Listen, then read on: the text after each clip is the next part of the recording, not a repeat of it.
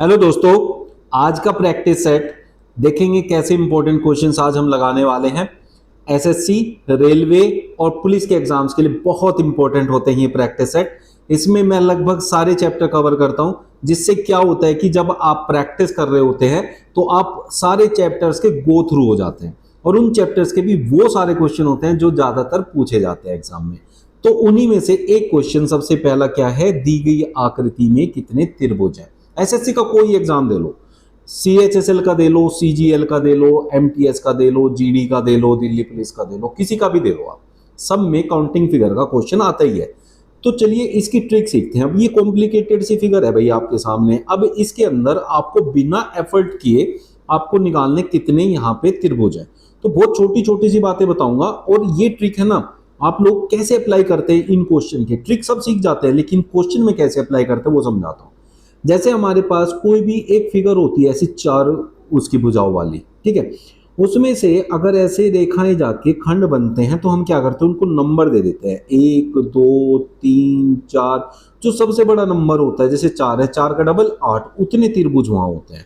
तो इस ट्रिक का यूज कैसे करेंगे यहाँ, ये देखो ऐसा एक देखेंगे चार भुजाओं वाली फिगर जैसे ये देखो ध्यान से, ये ऐसे करके बनी हुई है और इसमें ऐसे ही एक लाइन और एक लाइन ऐसे गई है। खंड बन गए कि नहीं बन गए? तो 1 2 3 4, तो जितने खंड बने उसका डबल, 4 बने तो 4 का डबल कितना होता है, 8 होता है भाई, ठीक है। 8 त्रिभुज हो गए यहाँ। ऐसे ही अगर मैं इधर देखूं तो ये भी तो सेम फिगर है, देखो ऐसे जा रहा है बीच में से ऐसे, तो यहाँ से कितने मिलेंगे, 8 त्रिभुज। सेकंड्स में निकाल लिया आप लोगों ने, 8 दूनी 16 त्रिभुज आपको विद इन सेकंड, भाई टाइम ही नहीं लगा, ठीक है। फिर छोटे छोटे त्रिभुज फटाफट से काउंट कर दो जो इनके अंदर नहीं आए। ये तो सब काउंट हो चुके हैं इसके अंदर, चार भुजाओं वाले के अंदर, ठीक है। इनको नहीं देखना है, इधर आओ। 1 2 3 4 5 6, छोटे छोटे हो गए 6, 6 को अलग से लिख लो, ठीक है। फिर देखो एक से ज्यादा त्रिभुज से मिलके बड़ा त्रिभुज जो बनता है, जैसे एक तो ये बन गया बड़े वाला, है ना, एक इधर बन जाएगा, ऐसे ही हो गए दो, दो ये लिख दो, ठीक है। अब उसके बाद कुछ ऐसी फिगर बताऊंगा जो हमेशा आपको ढूंढनी पड़ेगी। जैसे मैं इससे ऐसे जाऊं, ये वाली भुजा, ठीक है, ऐसे ही ये वाली भुजा, इन दोनों को मिला के जो त्रिभुज बने कितने हुए, दो, दो इधर बनेंगे, ऐसे ही दो इधर बनेंगे, ऐसे एक ये वाला और एक ये वाला, कितने होंगे, चार। चार त्रिभुज ये हो गए भाई, ऐसे बनते हैं।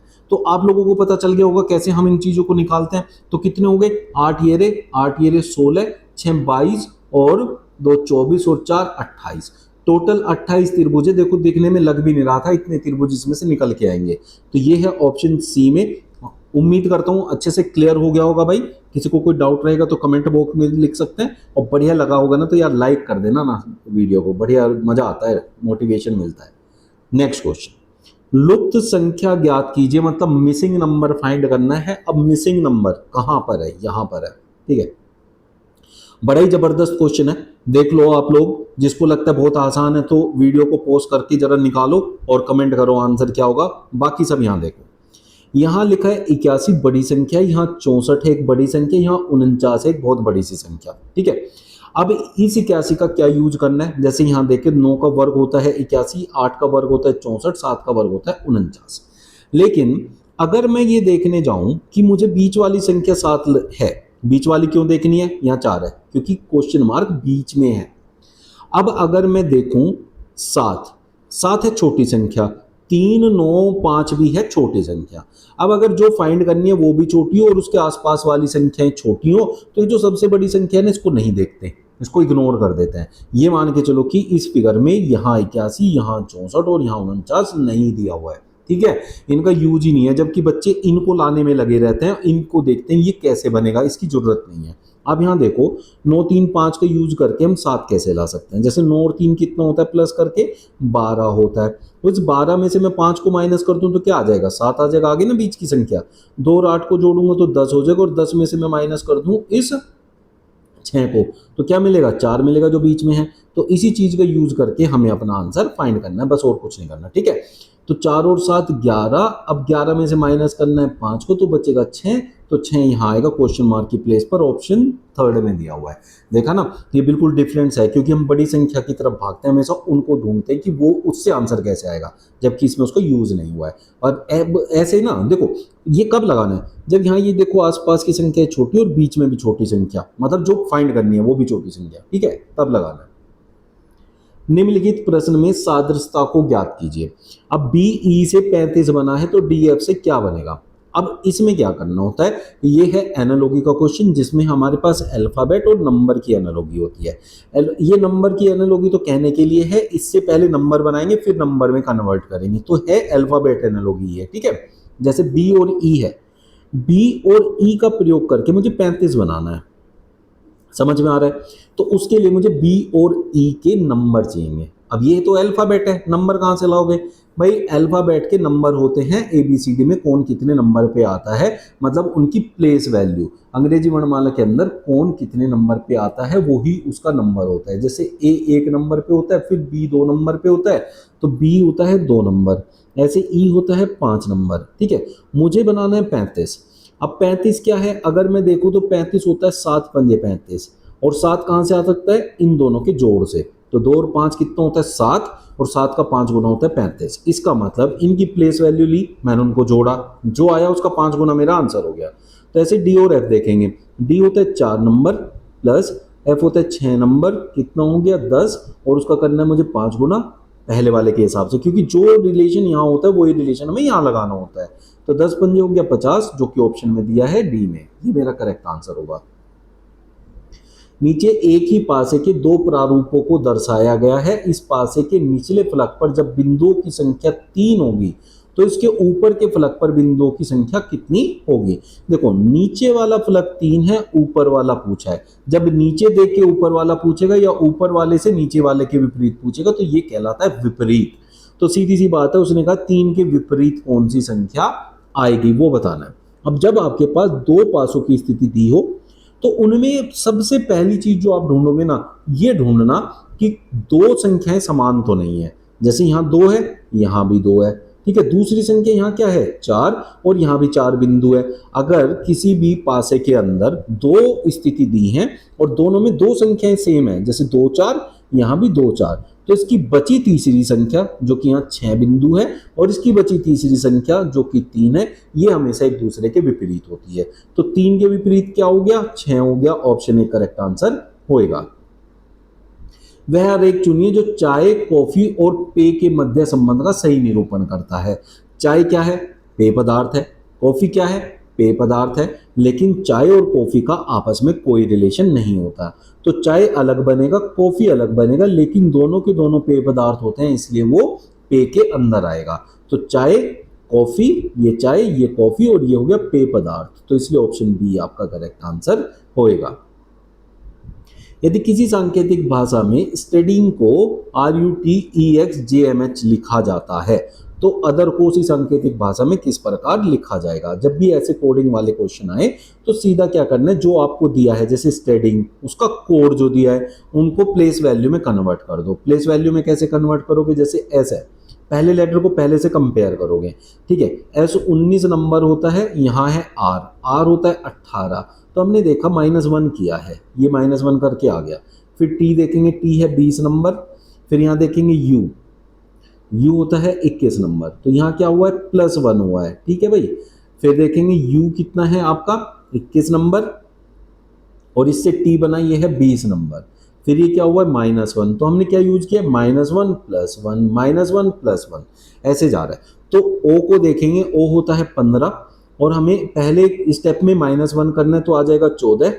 फिर टी देखेंगे तो 20 है, और हमें यहाँ करना है दूसरे स्टेप में +1, तो ये हो जाएगा 21, ठीक है। एच जो है वो 8 होता है, तो -1 करना है तो हो जाएगा 7। ई होता है 5, एक ऐड करेंगे तो हो जाएगा 6। आर होता है 18, एक प्लस करेंगे तो हो जाएगा 19, माइनस करना है, यहाँ एक माइनस करेंगे तो 17। अब देखो 14 पे एन होता है, 21 पे यू होता है, 7 पे जी होता है, 6 पे एफ होता है, ठीक है, और क्यू होता है आपका 17 पे NUGFQ। NUGFQ, जो कि ऑप्शन ए में दे रखा है। ठीक है, आप लोगों को क्लियर हुआ होगा, ऐसी मैं उम्मीद करता हूं भाई। MOQS से ACEG बना है, ये रिलेशन देख के आपको बताना है PRTV से क्या बनेगा। अब इसमें ज्यादातर हम लोगों को क्या रिलेशन होता है मैं समझाता हूं, आप लोग कहां गलती करेंगे और कैसे एग्जाम में टाइम बचाना है। जैसे M से A, पहले लेटर से पहले लेटर को हम हमेशा कंपेयर करके निकाल लेते हैं, लेकिन कई बार ऐसा होता है ना, इसमें पहला लेटर पहले से कंपेयर होता ही नहीं है, इसमें एक पैटर्न होता है, बस वो पैटर्न देखना है। जैसे M है, M के आगे O आया है, और ये कब कैसे पता चलेगा, क्योंकि M और A में बहुत डिफरेंस है, 13-14 का डिफरेंस आ रहा है। ठीक है, तो M देखो, M से आगे मैं N छोड़ दूं तो O, P छोड़ दूं तो Q, R छोड़ दूं तो S, ये रिलेशन यूज हुआ है। A से मैं B छोड़ दिया तो C, D छोड़ दिया तो E, F छोड़ दिया तो G। ठीक है, P से Q छोड़ दिया तो R, S छोड़ दिया तो T, U छोड़ दिया तो V। तो ऐसे ही जो पैटर्न को फॉलो कर रहा होगा ऑप्शन में, बस वही हमारा आंसर होगा। ठीक है, ये जरूरी, इसका इससे कोई रिलेशन है ही नहीं, हमें बनाना ही नहीं है। तो ये टाइप आपके सामने आएगा तो याद रखना आप लोग। ठीक है, अब O से P छोड़ के Q, R छोड़ के S, T छोड़ के U, बस यही मेरा आंसर है। अब यहाँ देखूं, E से F छोड़ के G, H छोड़ के I, और I से आगे तो J आ गया सीधा, J तो छोड़ना था, तो इसलिए ये इसे फॉलो नहीं करेगा। F से G छोड़ के H, I छोड़ के J, और K छोड़ के L, लेकिन यहाँ M दिया हुआ है। ठीक है, तो इस टाइप से ये तीनों नहीं मैच करेंगे, ऑप्शन नहीं मैच करेगा। एक तरीके से जो अभी ये क्वेश्चन किया ना, इसे हम ये भी कह सकते हैं भिन्न है, ये डिफरेंट है, बट इसने क्या करा है, उसमें लगा के एनालॉजी में कंफ्यूज करने की कोशिश करी है, बट आपको नहीं होना है। कथन और निष्कर्ष के क्वेश्चन, कथन वाले क्वेश्चन जो भी होंगे वो आप लोग वैनारिक से करेंगे। उसने कहा कुछ पत्थर सोना है, कुछ पत्थर क्या है, यहाँ सोने के रूप में है, लेकिन कुछ, पूरा का पूरा नहीं है वो सोना, कुछ पत्थर सोना है।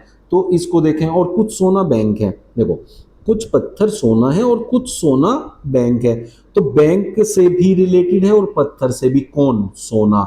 जब कुछ वाले दो हिस्से दिए हों और वो किसी एक शब्द से संबंधित हो, जैसे सोना से है, तो आपको क्या करना है, यहाँ सोना बनाना है। ठीक है, ये सोना बन गया आपका, इसका कुछ हिस्सा जो है बैंक है, तो ये कुछ हिस्सा होगा, ये यहाँ जाएगा बैंक के अंदर। ठीक है, ये बैंक हो गया।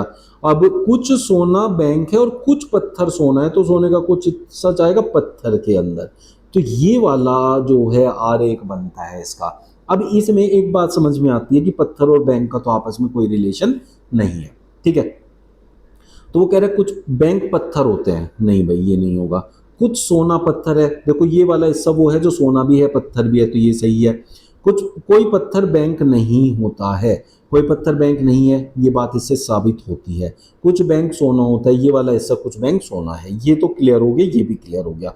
अब बात आती है पहले की और तीसरे की। अब इनमें से दोनों में से एक चीज सही होगी, एक जो है गलत होगी, क्योंकि जरूरी नहीं कि ये यहाँ हो सकता है ये ऐसे भी बन जाए। ठीक है, बट वो क्लियर नहीं है, क्लियर नहीं है तो या तो ये सही होगा या तो ये सही होगा। तो इस केस में ना हम इसे सही मानेंगे ना इसे सही मानेंगे, तो केवल निष्कर्ष दूसरा और चौथा निकलेगा। 5 लड़के ए बी सी डी और ई एक पंक्ति में खड़े हैं, डी ई के तुरंत दाईं ओर है। तो आपको क्या करना है, 5 व्यक्ति बनाने हैं ऐसे करके, और दोनों तरफ जगह छोड़नी है, 1 2 3 4 5। इधर भी आपका 5 जगह होनी चाहिए, इधर भी। अब आप क्वेश्चन जहां से चाहे स्टार्ट कर सकते हैं और जिधर चाहे उधर खिसका सकते हैं। खिसकाने का क्या मतलब है वो मैं समझाता हूं आपको। जैसे उसने कहा, यहां से शुरू किया, डी ई के दाईं ओर है। ठीक है भाई, डी ई के क्या है, दाईं ओर है। अब ई को मैं यहां बना दूं तो डी इसके दाईं ओर हो गया।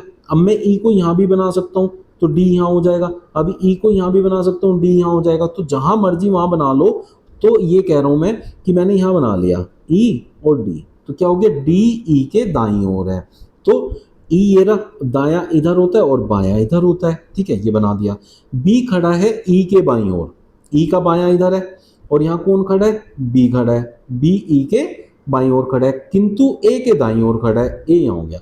अब अगर सपोज करो आपने यहाँ तक ही लिए होते और इधर भी बनाना पड़ता तो आपको इधर खिसका देते इस क्वेश्चन को, लेकिन हमने तुक्के से बिल्कुल सही बना लिया है ना, तो आप ये जगह रखेंगे बचा के।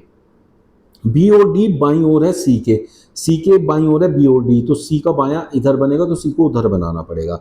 जो दाएं छोर पर खड़ा है उसने ये भी कहा कि ये दाएं छोर पर है सी, तो हमने बिल्कुल सही बनाया है। ठीक है, बीच में कौन खड़ा है, भी जब 5 व्यक्ति होते तो 2 इधर छोड़ दो 2 उधर छोड़ दो, ये आएगा बीच वाला, तो बीच में कौन है, ई है, तो ऑप्शन बी आपका करेक्ट आंसर हो जाएगा।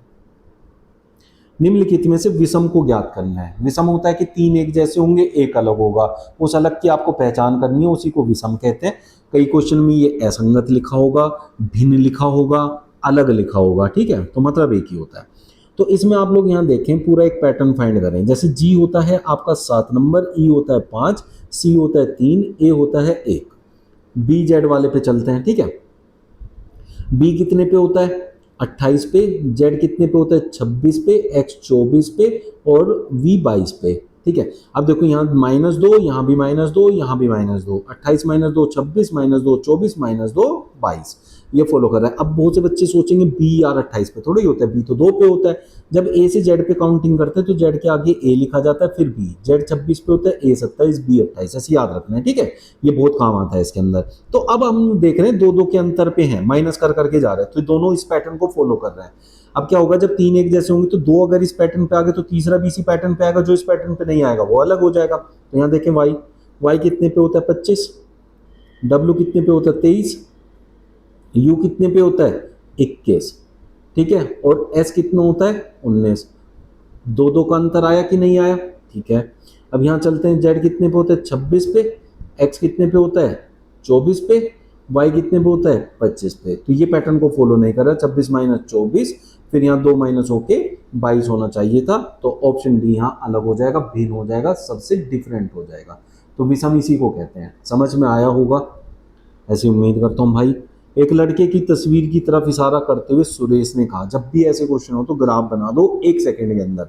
कैसे, उसने कहा, सुरेश ने कहा, सुरेश कह रहा है यह है मेरी माँ।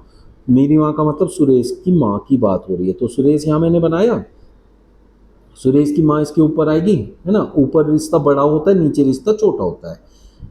यह मेरी माँ के इकलौते पुत्र, तो सुरेश की माँ का इकलौता पुत्र तो खुद सुरेश ही होगा, इकलौता पुत्र है, का पुत्र है तो सुरेश का पुत्र है। जिसकी तरफ वो इशारा कर रहा है वो क्या है, सुरेश की माँ के इकलौते पुत्र का पुत्र है। तो सुरेश की माँ का इकलौता पुत्र कौन हुआ, खुद सुरेश, और उसका पुत्र कौन होगा, खुद का पुत्र। तो बताइए सुरेश का उस लड़के से क्या संबंध है, तो सुरेश तो उसका पिता हुआ, तो इसलिए ऑप्शन ए आपका करेक्ट आंसर हो जाएगा। निम्नलिखित श्रृंखला को क्रमिक को पूर्ण कीजिए। देखो भाई, यहाँ 0.5 बहुत छोटी सी संख्या, यहाँ है 3.3, फिर यहाँ 1.2, यहाँ 2.4, तो पॉइंटों में संख्या चल रही है, छोटा छोटा सा अंतर आ रहा है, क्योंकि 0.15 से शुरू होकर 2.4 तक ही पहुंचा है, तो बहुत दूर तो गया नहीं है। जब ऐसी कंडीशन होती है तब आपको अंतर से आंसर निकालना होता है। तो अंतर आप 2 जगह निकाल पाएंगे। यहाँ एक तो यहाँ कितना हो गया 0.5, 1.5 का अंतर हो गया 15 का, और यहाँ जाएंगे तो कितने का हो गया 1.2 का अंतर हो गया। तो 0.15 से 1.2 पे जाने के लिए गुणा का सहारा लेना पड़ेगा, क्योंकि गुणा के बिना नहीं होगा। तो गुणा कैसे करेंगे, देखो जैसे ये हो गया 1.5 का डबल कर दूं तो कितना हो जाएगा 0.3, और 0.3 का डबल कर दूंगा तो कितना हो जाएगा 0.6, और 0.6 का डबल कर दूंगा तो 1.2। तो यही मेरा यहाँ पर है। तो पहले व आखिरी में जो संख्या और पहले में जो संख्या है उन दोनों से रिलेशन निकालना होता है। तो इससे हम आगे गए, लेकिन उससे आगे जाके देखना पड़ेगा ये उस रिलेशन से बन पाएगा कि नहीं बन पाएगा, भाई ये याद रखना है। ठीक है, तो यहाँ कितने का अंतर था 0.15 का, तो यहाँ कितने का 0.3 का डबल इसका, तो 0.3 में 0.3 जोड़ना पड़ेगा तो हो जाएगा 0.6। तो इसका आंसर क्या होना चाहिए 0.6 होना चाहिए, ऑप्शन डी 0.06 छोटा होता है उससे।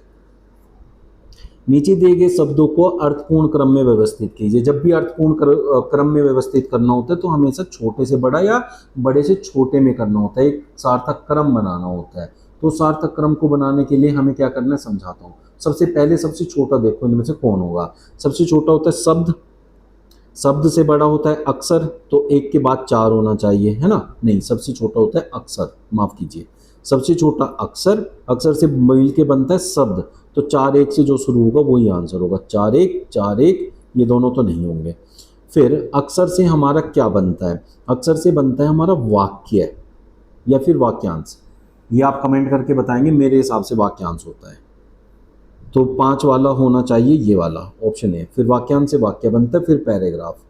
ठीक है, समझ में आया होगा आप लोगों को। अब हमारे पास वाक्यांश से पैराग्राफ, लेकिन ये तो पैटर्न नहीं बन रहा है ना, तो फिर बी वाला ही सही होगा। कई बार ये ऐसे कंफ्यूजिंग आ जाता है, तो आप देखिएगा। मेरे हिसाब से फिर फर्स्ट था, बट मेरा गलत है। फोर्थ के बाद फर्स्ट, तो अक्सर से शब्द, ठीक है जी, शब्द से बना हुआ है क्या, वाक्य, वाक्य से बना वाक्यांश, और वाक्यांश से पैराग्राफ। तो सबसे लास्ट में तो पैराग्राफ ही आएगा, वो सबसे बड़ा है, जबकि मैंने जो ऑप्शन चुना था वो थर्ड सबसे लास्ट मैंने किया था, वाक्य उससे बड़ा होता है पैराग्राफ। तो ऑप्शन बी सही है, ऑप्शन ए गलत हो गया। आपको समझ में आएगा कैसे। उत्तर की ओर मुंह किए हुए पंक्ति में मनीष सुरेश के बाएं को चौथा है। ये बहुत प्यारा सा क्वेश्चन है सेटिंग अरेंजमेंट का। इसमें टोटल व्यक्ति पूछेगा, बिल्कुल डिफरेंस है ना, वो अरेंजमेंट करवा रहा ना वो दाएं बाएं दे रहा, सबको इस तरीके से अरेंज करेगा कि आपको पूरा इन्वॉल्व रहना पड़ेगा इस क्वेश्चन के अंदर। तो समझते हैं ऐसे करके। उत्तर की ओर मुंह किए हुए बच्चों की पंक्ति, उत्तर का मतलब आप सामने की तरफ देख रहे हैं, तो आपका दायां दायां रहेगा, आपका बायां बायां रहेगा। ठीक है, मनीष सुरेश के बाएं को चौथा है। सुरेश के बाएं को, अगर मैं यहाँ सुरेश को बना दूं, ये सुरेश हो गया, तो इसके बाएं, बायां इधर 1 2 3 4, चौथे पे कौन है, यहाँ है मनीष। ठीक है जी, और बाएं छोर से 10वां है। मनीष जो है इधर से 10वें नंबर पे है, इधर से जाऊं तो इधर 9 व्यक्ति बैठे होंगे, 10वें नंबर पे खुद बैठा होगा, 11 12 13 14वें नंबर पे सुरेश बैठा होगा। ठीक है, निशा सुरेश के दाएं को दूसरी तथा पंक्ति के दाएं छोर से 8वीं। अब यहाँ दूसरी, पहले दूसरे नंबर पे कौन बैठी है, निशा बैठी है। ठीक है, और वो उधर से 10वें नंबर पे है, किधर से, दाई तरफ से, तो उसके उधर 9 व्यक्ति ऐसे बैठे होंगे। तो 9 व्यक्ति वे और निशा को मिला के हो गए 10 व्यक्ति, और यहाँ तक कितने थे भाई, 14। ठीक है, अब देखो ध्यान से, 9 व्यक्ति यहाँ तक, 10वें पे ये बैठा है। ठीक है, 10 11 12 13 14 15 और 9 15, ये निशा 2 बार काउंट हो जाएगी, तो 15 और 8 23। तो ऑप्शन ए आपका करेक्ट आंसर हो जाएगा। तो पंक्ति में टोटल 23 व्यक्ति बैठे हैं। आप लोगों को क्लियर हुआ होगा, ऐसे मैं उम्मीद करता हूं।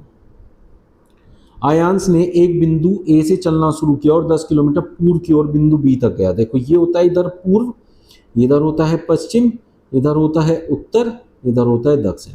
अब कोई भी व्यक्ति है, वो अगर मान लिया यहाँ पर है, उसने कहा बिंदु ए से चलना शुरू करता है, चला देते हैं, और 10 किलोमीटर पूर्व की ओर गया, तो पूर्व की ओर आप 10 किलोमीटर चलेंगे, ऐसे बिंदु बी तक पहुंचता है। फिर वह उत्तर की ओर घूमा, उत्तर होता है ऊपर की तरफ, 3 किलोमीटर चला, ये यहाँ पहुंच गया 3 किलोमीटर, बिंदु सी पर पहुंच गया। वह पश्चिम की ओर मुड़ा और 12 किलोमीटर गया, ये यहाँ तक चला तो 12 किलोमीटर, और ये बिंदु डी पर पहुंच गया, यहाँ आ गए आप। फिर वह दक्षिण की ओर मुड़ा और बिंदु ई तक 3 किलोमीटर। अगर इधर बिंदु ई पर 3 किलोमीटर होगा तो इसके जस्ट सामने आ जाएगा, क्योंकि ये भी 3 है और ये भी 3 है। ठीक है, वह प्रारंभ बिंदु से किस दिशा की ओर है, प्रारंभिक बिंदु ये था और आप हो इस दिशा में, तो पश्चिम की ओर हो, तो ऑप्शन ए आपका करेक्ट आंसर हो जाएगा। इसमें दूरी भी पूछता तो ये दूरी हो जाती जो कि 2 किलोमीटर होती। श्रृंखला को पूर्ण करो, तो यहाँ पे जो श्रृंखला है उस श्रृंखला के अंदर आपके नंबर भी है और अल्फाबेट भी है। तो अल्फाबेट को अल्फाबेट से कंपेयर करेंगे, जैसे सी से एफ, तो सी 3 पे होता है, एफ 6 नंबर पे होता है, फिर एफ से आई जो कि 9 नंबर है, तो 3 में 3 जोड़ा 6, 6 में 3 जोड़ा 9, 9 में 3 जोड़ेंगे तो 12 नंबर आएगा, और 12 पे होता है एल। फिर अगर मैं एक्स देखूं, यू देखूं, जो एक्स है हमारा वो 24 पे होता है, यू जो है वो हमारा 21 पे होता है, आर 18 पे होता है। तो देखो आप -3 हुआ है, फिर -3 हुआ है, तो अब फिर -3 करूंगा तो 15 पे पहुंच जाऊंगा। तो एल के बाद आएगा ओ, और बीच में एक नंबर आएगा, अभी नंबर को भी देखेंगे। स्टार्टिंग में एल, लास्ट में ओ, ये यहाँ तक आपने कंप्लीट कर दिया। अब नंबर देखते हैं। अब नंबर में हमारे पास क्या है जरा देखेंगे, तो आपके पास यहाँ 4 है जो कि 2 का वर्ग होता है, यहाँ 9 है जो कि 3 का वर्ग होता है, ये 4 का वर्ग होता है, तो आगे क्या होगा 5 का वर्ग, तो 25। एल और ओ के बीच में 25 ऑप्शन बी में दिया हुआ है, ये हमारा करेक्ट आंसर हो जाएगा। कुछ समीकरण किसी नियम के अनुसार हल किए गए हैं, तो देखो 12 और 7 से 408 बना। तो जब भी ऐसे क्वेश्चन आपके पास हो तो आपको जो जो दिया है उसमें देखो क्या कॉमन है। जैसे यहाँ मेरे पास बीच में 0 है, यहाँ भी जो बन के आया उसमें भी बीच में 0 है, और जो आंसर्स हैं उनमें भी बीच में जीरोस हैं किसी किसी में, तो इसका मतलब ये 0 सब में कॉमन हो जाएगा। फिर इनको देखो, 12 और 7 की गुणा करूं तो 84 होता है, अब 84 को इसने उल्टा करके लिख दिया 4 8, 9 8 72 होता है, 72 को उसने उल्टा करके लिख दिया 2 7। इसका मतलब 13 7 91 को उल्टा करके लिखना है 19 और बीच में लगाने एक जीरो, तो इसलिए ऑप्शन डी करेक्ट आंसर हो जाएगा यहाँ। निम्नलिखित प्रश्न में सादृश्यता एनालॉजी फाइंड करनी है। शब्द एनालॉजी, दो शब्द एक प्रकार से आपस में समान होंगे, जैसे फ्रेंच, फ्रांस, डच से आगे पूछे। देखो फ्रेंच एक भाषा होती है जो कि फ्रांस में बोली जाती है, तो यहाँ भाषा दी है, यहाँ उस देश का नाम दिया है जिसमें ये भाषा बोली जाती है। तो डच क्या होती है, एक भाषा होती है। अब हमें देखना है ये कौन से देश में बोली जाती है, तो डच जो भाषा है वो हॉलैंड में बोली जाती है, तो इसलिए ऑप्शन बी आपका करेक्ट आंसर होएगा। यदि एक कूट भाषा में पार्क को इस कोड में लिखा जाता है, शर्ट को इस कोड में लिखा जाता है, पंडित को इस कोड में लिखा जाता है, तो निसार को किस कोड में लिखा जाएगा। जब भी आपके पास कोडिंग डिकोडिंग के क्वेश्चन हो और आपको दो से ज्यादा कोड कहीं भी दिए हो, जैसे यहाँ एक का कोड दिया, दूसरे का कोड दिया, तीसरे का कोड दिया, जब भी आपको 2 से ज्यादा के कोड दिए जाएंगे ना, वो आंसर हमेशा कंपैरिजन का होगा, ये याद रखना है आपको। जैसे कैसे कंपैरिजन, जैसे आपको निसार चाहिए तो इसमें जो भी लेटर है ना वो सारे ऊपर मौजूद होंगे, देख लो एन ये रहा, आई ये रहा, एस एच ए आर, तो आप इनके कोड ऊपर से ही फाइंड कर लेंगे, ए बी सी डी के चक्कर में नहीं फंसना है। जैसे एन चाहिए, एन यहाँ 1 2 तीसरे नंबर पे है, तो 1 2 तीसरे नंबर वाला इसका कोड हो जाएगा जो कि 2 है। फिर मुझे आई चाहिए, आई पीछे से दूसरे नंबर पे है तो 6 हो जाएगा।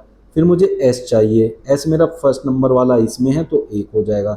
एच चाहिए तो एच हमारा यहाँ है दूसरे नंबर तो 7 हो जाएगा। ए हमें चाहिए तो ए यहाँ दूसरा नंबर है तो 3 हो जाएगा।